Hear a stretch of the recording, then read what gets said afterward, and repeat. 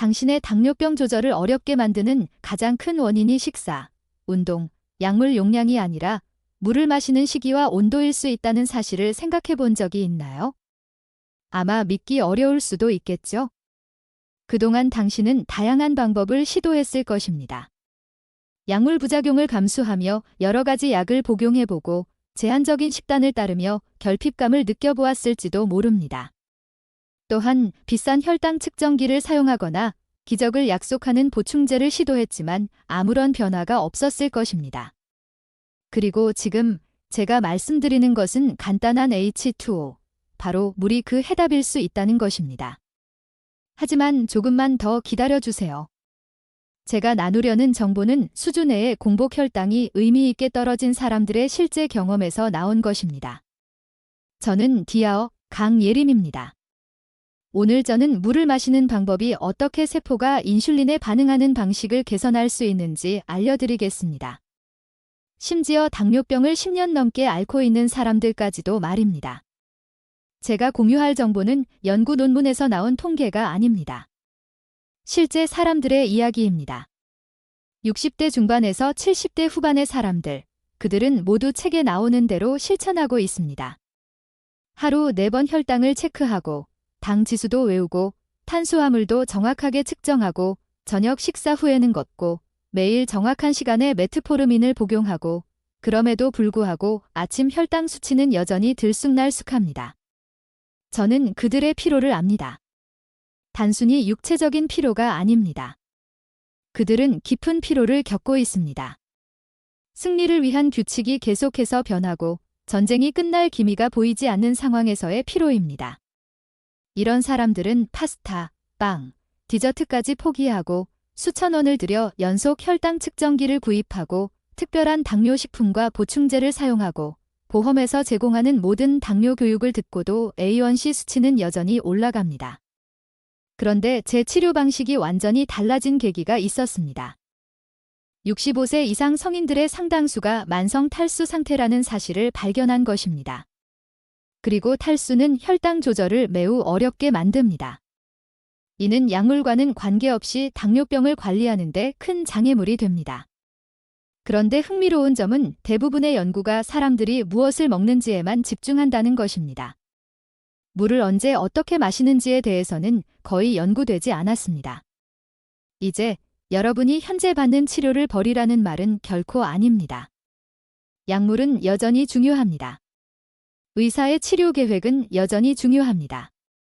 제가 공유하는 것은 어떻게 당신의 몸속 환경을 최적화하여 약물이 본래 의도대로 효과를 낼 수 있도록 돕는 방법입니다. 당뇨병을 치료하는 데 있어 중요한 4가지 변화가 60대 이상에서 발생합니다. 첫째, 세포 내 물 채널인 아쿠아포린이라는 단백질이 덜 반응하게 됩니다. 물을 마셔도 세포가 그 물을 실제로 흡수하는데 어려움을 겪습니다. 둘째, 70세가 되면 신장의 여과 능력이 약 30% 감소합니다. 이 말은 신장이 혈액 속에 있는 여분의 포도당을 제거하는 능력이 떨어진다는 것입니다. 또한 배뇨 농축 능력이 떨어져서 필요 이상으로 많은 물을 잃게 됩니다. 셋째, 많은 사람들이 놀라워하는 사실이지만 갈증을 느끼는 반응이 크게 둔화됩니다. 연구에 따르면 65세가 되면 갈증을 느끼기까지 최대 90분이 지연될 수 있습니다. 그 말은 갈증을 느끼지 않더라도 이미 탈수가 진행되고 있다는 것입니다. 넷째, 많은 당뇨병 약물, 특히 고혈압을 위한 이뇨제는 몸에서 물을 빼내는 작용을 해서 만성적인 탈수를 악화시킵니다. 의사들이 대체로 설명하지 않는 중요한 사실이 있습니다. 세포가 탈수 상태일 때 그 세포의 막은 단단해집니다. 마른 스펀지와 촉촉한 스펀지를 상상해 보세요. 마른 스펀지는 아무것도 흡수할 수 없습니다. 촉촉한 스펀지는 액체를 즉시 흡수합니다. 세포막도 마찬가지입니다. 적절히 수분이 공급되면 인슐린 수용체가 정상적으로 작동합니다. 하지만 탈수 상태에서는 그 수용체가 사실상 작동하지 않습니다. 이해를 돕기 위해 예를 들어볼게요. 로버트는 69세입니다. 로버트는 당뇨병을 8년간 잘 관리해 왔습니다. 그런데 갑자기 아무것도 바꾸지 않았는데 아침 혈당 수치가 엉망이 되기 시작했습니다. 그는 매일 아침 110에서 120 사이의 혈당을 기록했지만 이제는 꾸준히 170, 185, 때로는 200을 넘기기까지 했습니다. 그에 따른 걱정이 되어 저를 찾았습니다. 혈당 기록을 살펴보니 패턴이 이상했습니다. 화요일 아침 192, 수요일 178, 목요일 201, 금요일 186, 매일 저녁 같은 음식을 먹고 같은 시간에 잠자리에 들고 같은 약을 복용해도 아침 수치는 계속해서 달라졌습니다. 로버트의 딸이 이렇게 말했습니다. 디아어 우캉, 그는 정말 모든 것을 완벽하게 하고 있습니다. 제가 그의 식사를 돕고 모든 재료를 정확히 측정해요. 분명히 뭔가 잘못된 거예요. 그래서 저는 로버트의 하루 일정을 하나하나 짚어보았습니다. 무엇을 먹고 언제 약을 먹는지, 무엇보다도 그가 마시는 물의 양을 확인했습니다. 바로 그때 문제가 드러났습니다. 로버트는 아침에 일어나서 커피를 마시고 아침 식사 때 약과 함께 물 한 잔을 마시고 저녁 때 또 한 잔, 오후에는 아이스티를 마신다고 했습니다. 그런데 순수한 물을 마시는 것은 하루에 2잔 정도밖에 되지 않았습니다. 저는 갈증을 느끼지 않아서 별로 생각하지 않았어요. 그는 이렇게 말했습니다. 문제가 무엇인지 아시겠죠? 185파운드인 로버트는 하루에 약 90온스의 물을 마셔야 하는데 실제로는 16온스 정도만 마시고 있는 겁니다. 그는 만성 탈수 상태였고 그가 갈증을 느끼지 못하는 것은 그의 갈증 반응이 둔화되었기 때문입니다. 게다가 커피는 이뇨제입니다. 커피 8온스를 마시면 실제로 체내에 수분으로 남는 것은 3온스에 불과하고 나머지는 체내 수분을 빼내는 작용을 합니다. 그래서 우리는 WTR 프로토콜이라고 부르는 방법을 적용하기로 했습니다. 이제 이 방법을 자세히 설명해 드리겠습니다. 10일 후, 로버트는 저에게 연락을 했습니다. 그의 목소리는 훨씬 가벼워졌고 마치 기대에 차 있는 듯 했습니다. 디아어, 강. 오늘 아침 혈당 수치는 118이었어요. 어제는 124, 3일 전에는 130이었어요. 6개월 만에 이런 수치를 본 적이 없어요. 4주 후, 변화가 뚜렷하게 나타났습니다. 에너지가 더 생기고 피부색도 좋아졌습니다. 그의 혈당 기록은 2주 동안 평균 127로 안정적이었고 이전에 비해 185에서 떨어졌습니다. 같은 음식, 같은 약을 먹고 있었지만 유일한 차이점은 전략적으로 수분을 섭취한 것입니다. 그런데 그가 저에게 말한 것이 정말 중요한 부분이었습니다. 디아어, 강, 이제 다르게 느껴져요. 말로 표현하기 어려운 감정인데 정신적으로 더 맑고 예전에는 항상 정신이 흐릿했는데 이제는 정말로 맑아졌어요. 바로 그 정신적인 선명함이 바로 우리의 뇌가 75% 물로 이루어져 있고 제대로 수분을 공급받은 후의 변화입니다. 이 변화는 그가 수개월 또는 수년간 탈수 상태에서 벗어나면서 나타난 결과입니다. 변화를 경험한 사람들의 사례는 각기 다르지만 핵심 문제는 거의 항상 동일합니다. 자, 이제 제가 어떻게 WTR 프로토콜을 실천하는지 알려드리겠습니다. 이 프로토콜을 실천하면서 많은 사람들이 저지르는 3가지 주요 실수를 먼저 살펴보겠습니다. 아마 당신도 이 중 2가지 실수를 하고 있을 가능성이 큽니다. 첫 번째 실수는 커피, 차, 기타 음료를 물로 계산하는 것입니다. 사실 커피와 차는 미약한 이뇨제입니다. 8온스를 마시면 실제로 남는 수분은 약 3온스밖에 되지 않고 나머지는 체내 수분을 빼내는 역할을 합니다. 과일 주스나 다이어트 음료 역시 혈당을 급격히 상승시켜서 신장이 포도당과 물을 함께 배출하게 만듭니다. 이 인공 감미료가 포함된 다이어트 음료는 오히려 인슐린 저항성을 악화시킵니다. 물 이외의 음료는 수분을 보충하는데 제한적일 뿐입니다. 두 번째 실수는 아침에 일어나서 냉장고에서 바로 차가운 물을 마시는 것입니다. 차가운 물은 신체에 자극을 주고 혈관을 수축시킵니다. 수축된 혈관은 혈당이 세포로 제대로 전달되지 않도록 방해합니다. 또한 차가운 물은 위장에 스트레스를 주어 코르티솔을 방출하게 합니다. 코르티솔은 간에서 저장된 포도당을 혈중으로 방출하게 만듭니다. 그래서 아침에 차가운 물을 마시면 혈당이 급격하게 상승할 수 있습니다. 방금 말한 모든 문제를 해결하려면 실온의 물 혹은 따뜻한 물을 마시는 것이 좋습니다. 실온의 물은 혈관을 이완시켜 순환을 최적화하고 코르티솔 반응을 최소화하여 아침 혈당을 안정시킵니다. 세 번째 실수는 갈증을 느낄 때만 대량으로 마시는 것입니다. 65세 이상의 사람들은 갈증 반응이 현저하게 둔화되기 때문에 갈증을 느끼는 시점에서는 이미 상당히 탈수 상태일 수 있습니다.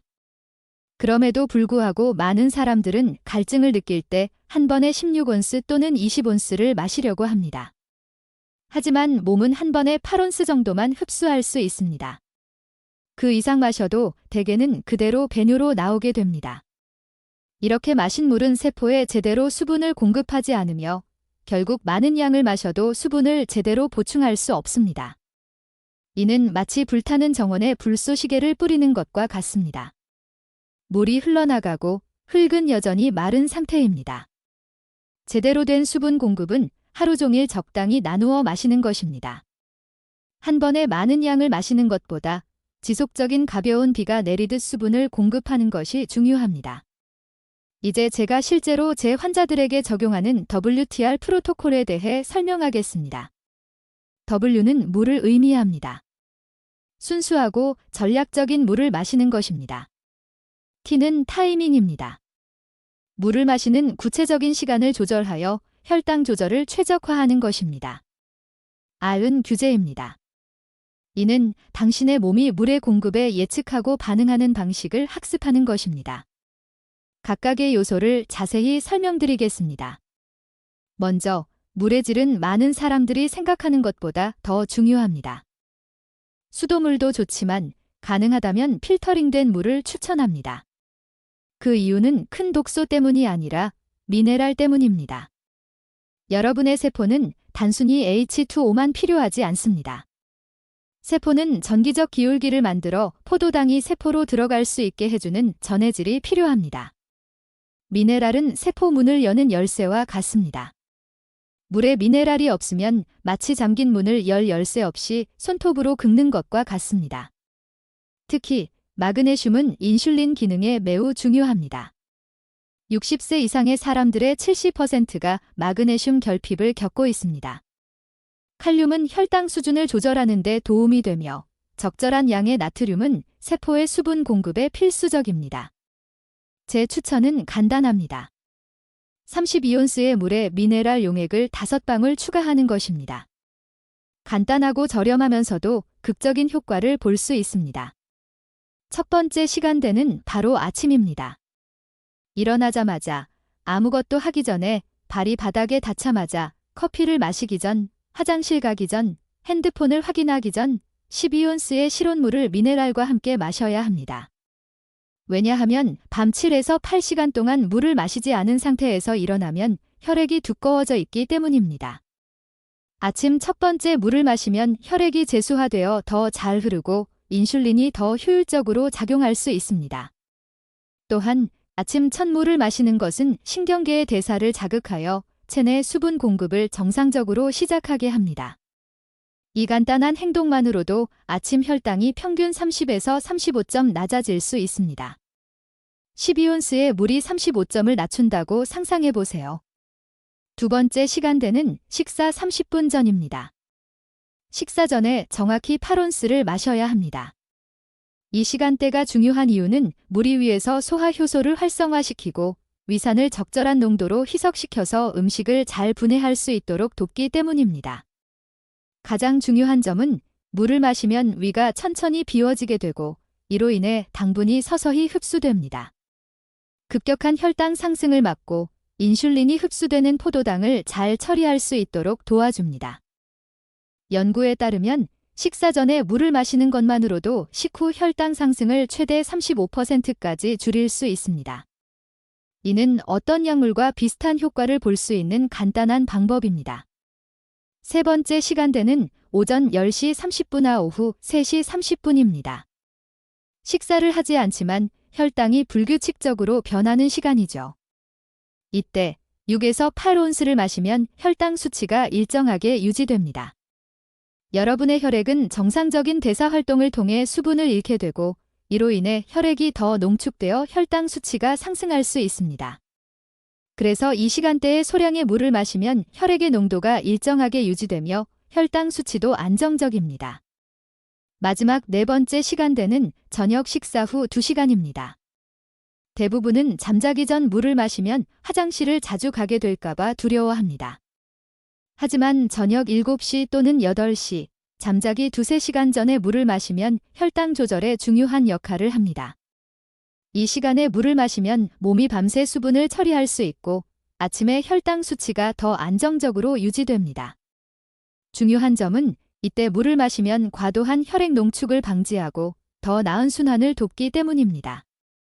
이제 이 프로토콜을 실행했을 때 어떤 변화가 일어날지 현실적인 기대를 말씀드리겠습니다.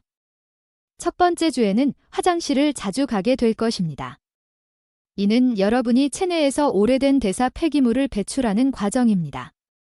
혈당 수치는 약간 개선될 수 있지만 큰 변화는 아닙니다.